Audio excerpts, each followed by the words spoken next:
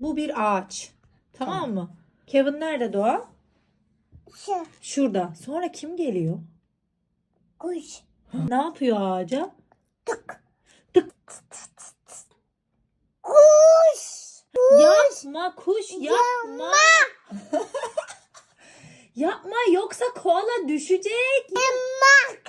Evet. Kuş onları dinlemiyor. Ne? Devam ediyor. Tık tık tık tık diye. Ve sonra ağaç tırt Yagu.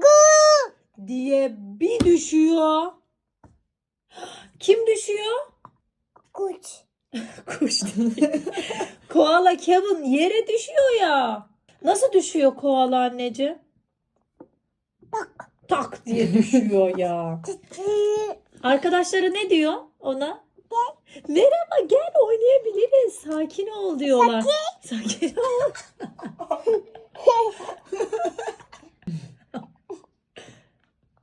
Kuş. Kuş.